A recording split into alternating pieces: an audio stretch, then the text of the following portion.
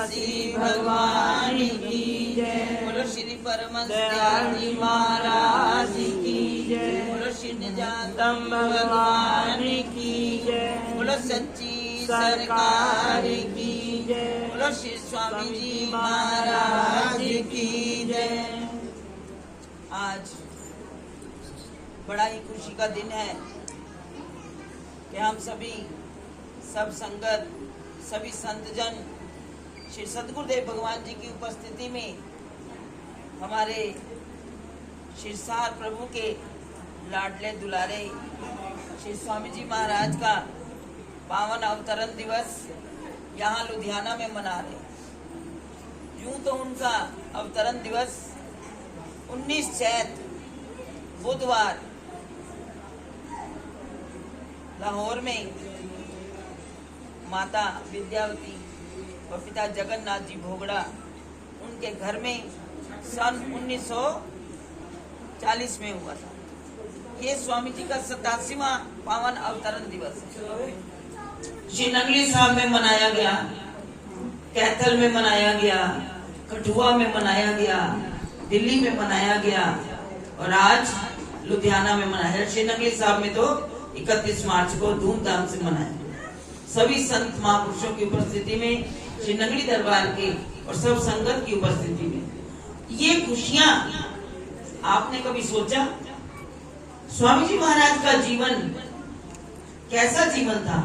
वो अपने जीवन में अपना जन्मदिन नहीं मनाना चाहते और हमेशा चुप कर रहे, क्योंकि हम जितना उनके साथ रहे वो हम ही जानते हैं कि जिस दिन उनका जन्मदिन होना तो दरवाजे बंद करके चौबारे पर बैठ जाना ऊपर और कह देना कोई मेरे पास ना आए और ना ही मुझे कोई जन्मदिन की मुबारक। अब संतों की मौज होती है, अभी आप सुन रहे थे ना उनकी लीला। और इसलिए वो हमेशा कभी कभी हमें कह देता है अगर मुझे कोई जन्मदिन की मुबारक देगा ना तो मैं उसे गालियां निकालूंगा। हमने कई बार कहना स्वामी जी ये क्या कह रहे हैं आप? कहते नहीं, मुझे वो अच्छा लगता है कि मेरे गुरुदेव भगवान का अवतरण दिवस हो, नंगली निवासी भगवान का अवतरण दिवस हो, दादा गुरु महाराज जी का अवतरण दिवस हो, लेकिन मैं इन बखेड़ों में नहीं पड़ना चाहता। वो इन सब से दूर रहते थे। वो थे किसका अवतार?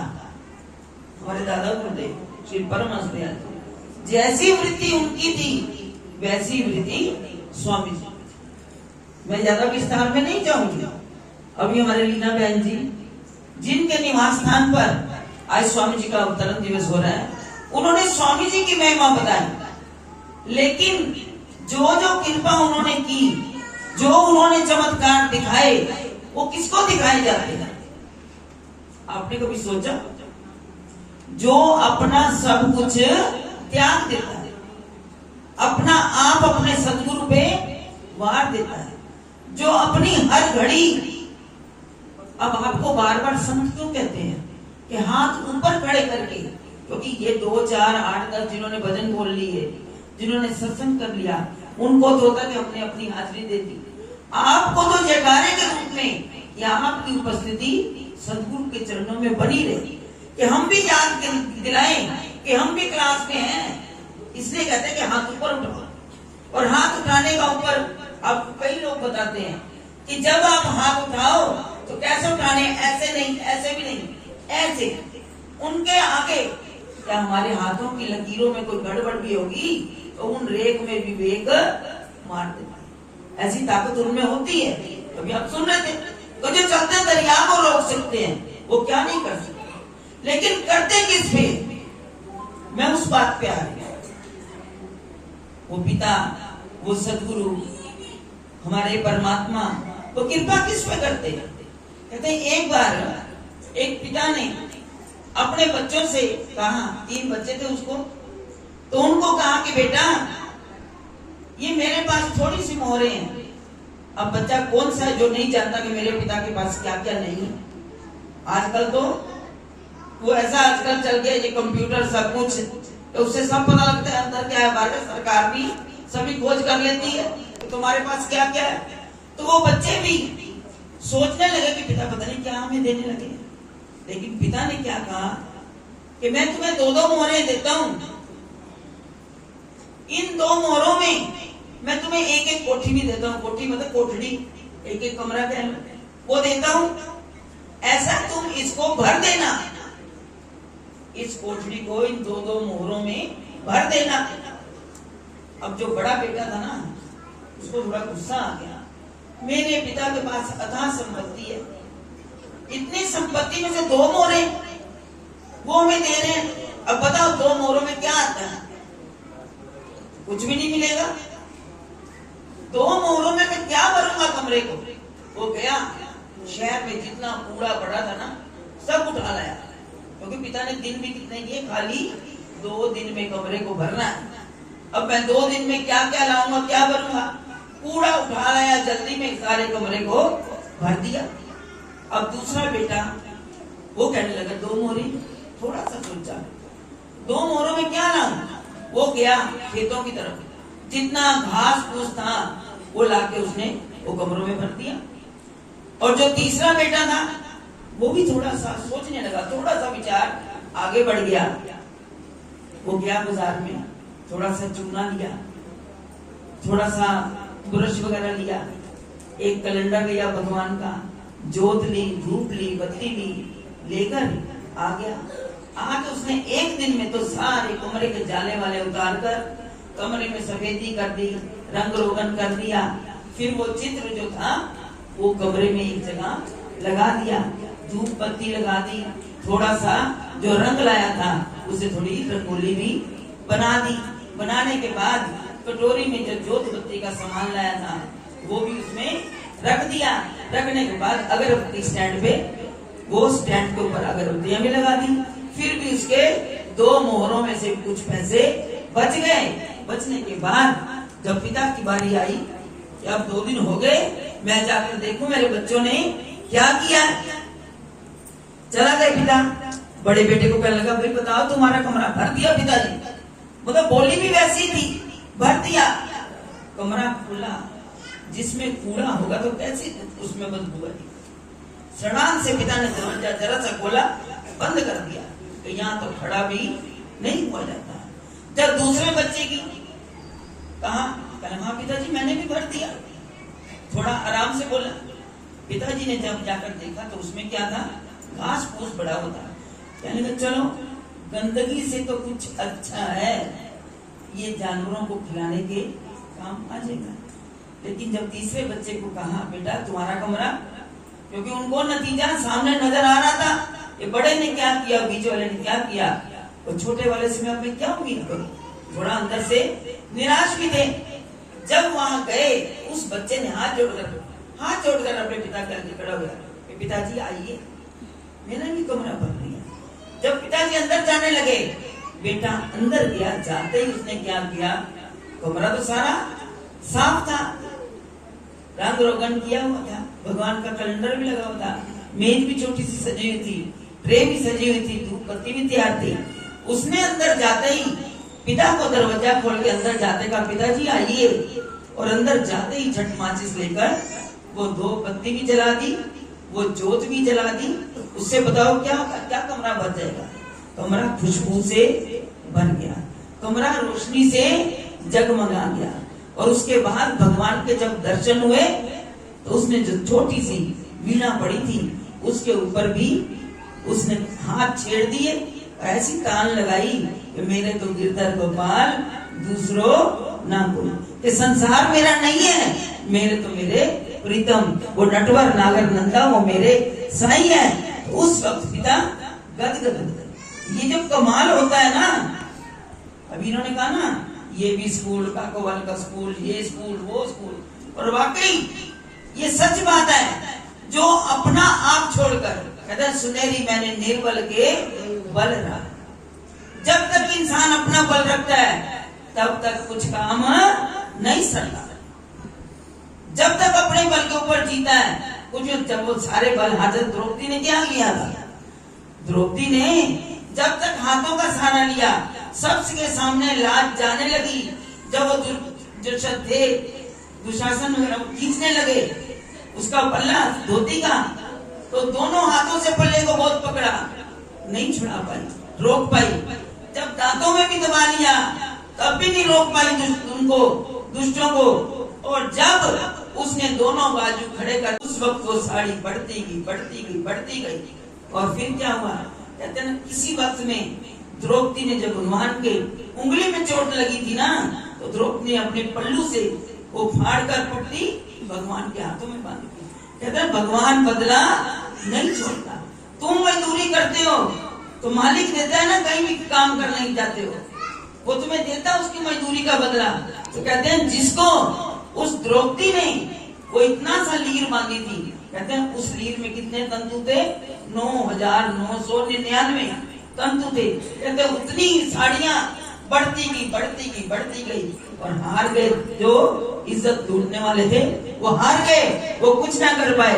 इसी तरह कहते हैं जो अपना आप सदगुरु के हवाले कर देता है, उसके लिए वो नंगे पांव दौड़ा चला था। आपने कभी देखा भगवान के पैरों में चप्पल पहने हुए, जहां भी खड़े हैं नंगे पैर वो खड़े हैं। जब आवाज कोई मेरा भक्त पुकारे, मैं नंगे पांव दौड़ता हुआ उसकी लाज बचाने के लिए या उसकी रक्षा करने के लिए वो दौड़े चले आते हैं। तो हमारे सतगुरुदेव भगवान जी ऐसे ही, जो बच्चा अपने पिता को कमाल करके दिखा देता है कि उसका पिता क्या चाहता है, वो इस बात को भांप लेता है कि मेरा बच्चा तो, मेरा पिता इसमें राजी होगा, मेरा पिता मेरे इस कर्म से खुश होगा, मेरा पिता मेरे त्याग से राजी होगा। त्याग भी जीवन में बहुत जरूरी है, त्याग भी बड़ा जरूरी है। जब तक आप त्याग नहीं करोगे, बाजार में जाते हो, जितने रुपए आप बांध कर ले जाते हो, जब तक आपसे सामान लेना है तो दुकानदार के 5 रुपए छोड़ने पड़ेंगे, जेब में से दे के आने पड़ेंगे, तब जाकर आगे से कोई चीज आपको मिलेगी। लेकिन अगर जब तक छोड़ोगे नहीं तो वहां से कुछ भी पा नहीं सकते। तो उसके आगे क्या छोड़ना है, काम, क्रोध, लोभ, मोह, अहंकार, ये 5 चीजें छोड़ दो, इनका रूप बदल लो। आई तो हमारे जन्म से ही हमारे साथ है, ये सब कुछ ये विकार परमात्मा ने हमारे साथ ही भेजे हैं। लेकिन जो संत शरण में चला जाता है उसको वो अपने ज्ञान के द्वारा, अपने सत्संग के द्वारा, वो कहते हैं है तो काम, क्रोध, लोभ, मोह, अहंकार, इनको कैसे बदलना है। कहते हैं काम, जो प्रेम है वो सद्गुरु से कर लो, दुनिया में कुछ नहीं मिलेगा, वो स्वार्थ का है, ये परमार्थ का है, उसके साथ प्यार कर लो। लोभ करना है, सेवा का लोभ कर लो ना। आपको लीना बहन जी ने इतना बढ़िया सत्संग कराया, मैं इससे भी बड़ा और करूं। इसमें कोई वो नहीं है कि हम स्पर्धा कर रहे हैं, ये सत्संग की स्पर्धा है, दूसरे खेल की नहीं है, उसमें भी मेडल मिलते हैं। लेकिन जो परमात्मा देता ना, ऐसा दुनिया नहीं दे सकते। कहते वो लोभ कर लो ना, सेवा का लोभ करो, भजन का लोभ करो कि मैं वो 1 घंटा भजन करता है तो मैं 2 घंटे करूंगा, वो गुरुद्वारे में जाकर 1 घंटा जाकर झाड़ू पोछा करता है, मैं 2 घंटे समय लगाऊंगा। तो भी ऐसी स्पर्धा कर लो ना, फिर देखो कितने बिगड़े काम बन जाएंगे। ये तो भी थोड़े से सुना रहे हैं, इससे भी ज्यादा प्रभु हमारा साथ देता है। तो इसलिए जितने भी मन के कांटे हैं, प्रेम की डोरी प्रभु के चरणों में बांध लो। क्रोध करो तो किसके ऊपर करना है, दुनिया के ऊपर नहीं, अपने ऊपर करो ना। अरे मैं ये गलत काम क्यों कर रहा हूं, अपने ऊपर गुस्सा उतारो कि भाई नहीं, आज के बाद नहीं करूंगा। क्रोध करने से क्या क्या होता है, अपना ही खून चलता है, पहली बीमारी कई लग जाती है, बीपी बढ़ जाता है। तो इसलिए इन सब का कांटा बदल लोगे तो सदगुरु की कृपा आनी शुरू हो जाएगी। और त्याग की क्या बात, त्याग से क्या क्या होता है, संत महापुरुष समझाते हैं। कहते एक बार ब्राह्मण कोई कथा काटा था 7 दिन से, और उस कथा में एक महाकंजूस, ये नहीं कि उसके पास पैसा नहीं, धन से कोठड़ियां भरी हुई हैं, बहुत कुछ है, लेकिन उसको प्रभु की लगन थी। तो जहां कथा सुनता, पता लगता कि यहाँ कथा हो रही है संतों की, वो उस कथा में चला जाता है। लेकिन बैठता पता कहां था, जहां संगत के जोड़े, कभी आगे आकर नहीं बैठता था, बिल्कुल पीछे जहां जोड़े होते उन जोड़ों में जाकर बैठ जाता। कभी कपड़े नहीं उसने साफ पहने, ऐसा कंजूस था। तो उसमें भी पैसे लगेंगे, साबुन लगेगा, कपड़े भी गंदे। और जब सत्संग की समाप्ति हुई, कथा का भोग पड़ा, जब भोग पड़ा तो दुनिया ने, जब आप भी देखते हो कहीं भी कथा हो, भोग पड़ता है, सब अपनी श्रद्धा अनुसार कुछ ना कुछ पंडित जी को या जो कथा व्यास कथा करते हैं, भाई हमने 7 दिन कथा सुनी है, हम कुछ ना कुछ भेटा करें, तो कर रहे थे लोग। अब वो कंजूस ने पता क्या किया, उसकी जेब में भी एक मैला कुचैला रुमाल था, वो रुमाल सहित गया आगे भीड़ में और जाकर वो पोटली खोली जो रुमाल था, और उसके अंदर देखो क्या था, उसके अंदर अशर्फियां, हीरे ज्वारात, कुछ मोती वो थे।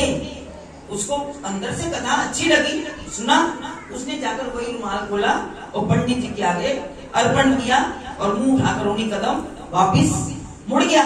तो पंडित जी ने दूर से आवाज लगाई, भैया इधर तो आओ, यहाँ बैठो।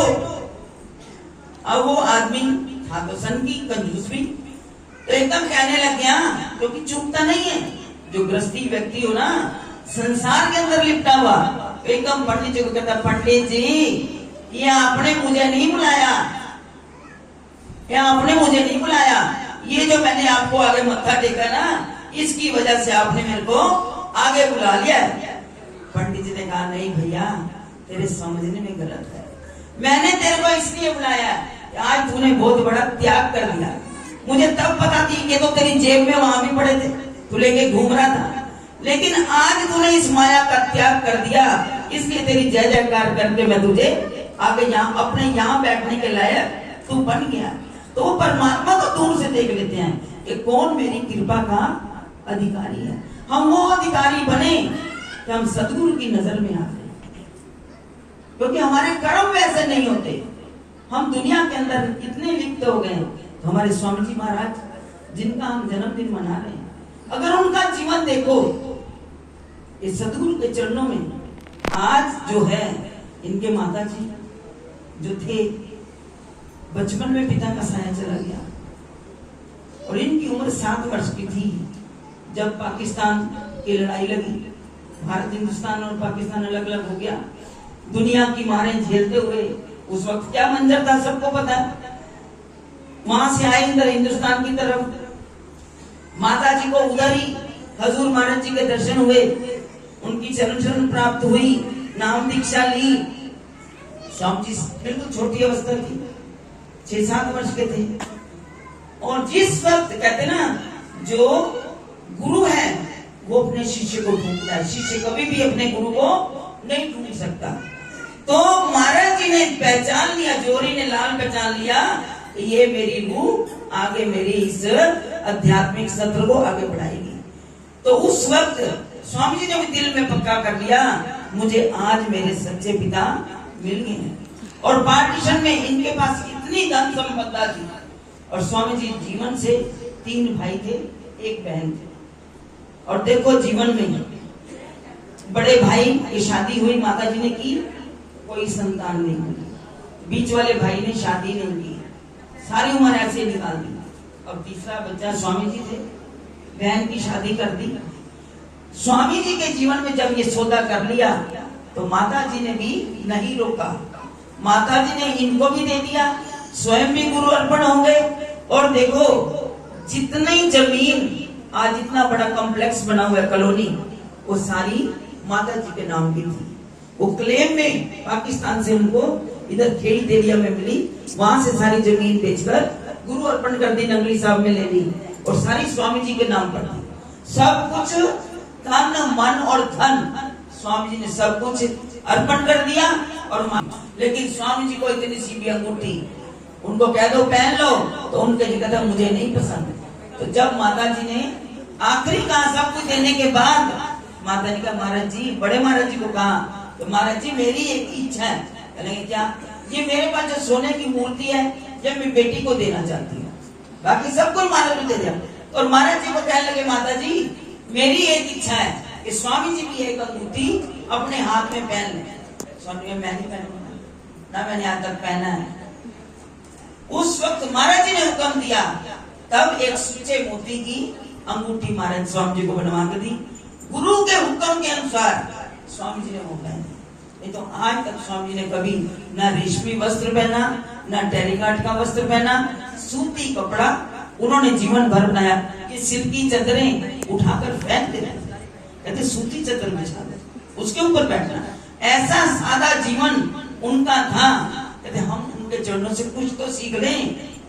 और कई उनको कहते थे भोली सरकार, तो बहुत भोले थे। एक बार क्या हुआ, हम दिल्ली आश्रम में बैठे हुए थे, स्वामी जी का कमरा ऊपर था, 3 सीढ़ियां उतर के हमारा कमरा था जिसमें हम भाई जी की जिनका जिक्र कर रहे थे, तो हम वहां रहते थे खुद दूसरे कमरे में। तो स्वामी जी लाइट चली गई, मैं एक भोलेपन की बात कर रही हूँ कि लाइट चली गई आश्रम में। तो स्वामी जी गर्मी के हमारे कमरे, गर्मी के दिन थे, कमरे में से उठे और 3 सीढ़ियां कमरा हमारा नीचे था, ऊपर गैलरी में खड़े होकर कहने लगे भाई जी पप्पी भाई जी का, ए पप्पी भाई जी, ए पप्पी भाई जी। कहने हाँ जी। कहने मेरे कमरे की बत्ती चली गई। तो भाई जी हमारे थोड़ा कह लो हमारी शैतानी वाली बात, तो भाई जी एकदम कहते हैं स्वामी जी, हम उस वक्त महात्मा जी कहते थे, स्वामी जी नहीं, महात्मा जी थोड़े कमरे की बत्ती चली गई है। हाँ मेरे कमरे की बत्ती चली है। थोड़े कमरे से साड़ी तो बत्ती गई नहीं। कहते अच्छा थोड़े कमरे की बत्ती नहीं गई, देखो आश्रम सारा एक ही है। तो स्वामी जी इतना भोलापन, कहते थे थोड़े कमरे की बत्ती नहीं ना गई, मैं थोड़े कमरे जा जाना। इतना भोला भी कोई होगा?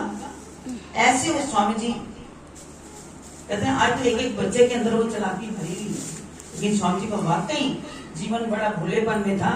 और सदगुरु की कृपा भी उसी के ऊपर होती है। जो सत कहते ना हो निमाना सतगुरु, जो सदगुरु के आगे निमाना बन जाता है ना, वो सदगुरु की सारी जागीर पा जाता है। और जिन्होंने अपनी जीवन में अपना जन्मदिन नहीं मनाना चाहा, आज घर घर में, हर घर में, और मैं तो कहूंगी हर घट में, जो अगर कहीं नहीं पहुंच भी सकता तो वो अपने घर में जन्मदिन मना रहा है। क्योंकि हमने देखा है अब जो लोग नहीं आ सकते ना, ये लाइव प्रोग्राम जहां भी लोग देखेंगे ना, घर में टीवी पे लगाते हुए जन्मदिन मना रहे।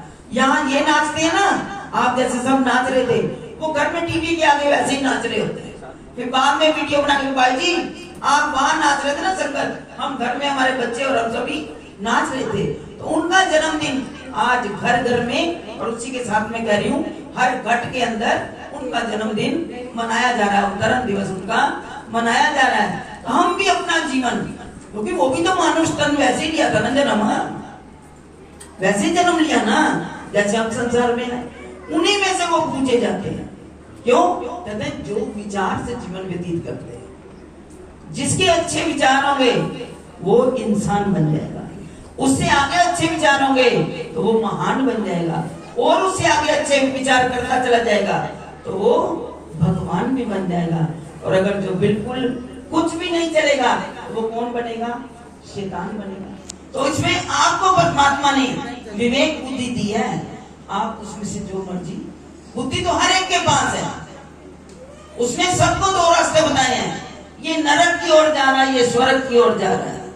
अरे तराजू के ऊपर जो धुरी है ना, वो बता देगी कि पलड़ा इधर करना है या उधर करना है, ये आपके हाथ की बात है। सूरज की रोशनी में रात को अगर कई कहते हैं ना स्ट्रीट लाइट में पढ़ते हैं, कई बच्चे इतने जो बड़े बड़े साइंटिस्ट हुए हैं, उनके घरों में बत्ती भी नहीं होती थी, या दिया जला के, या जो स्ट्रीट लाइट होती थी ना उसमें पढ़कर वो अव्वल आ जाते थे।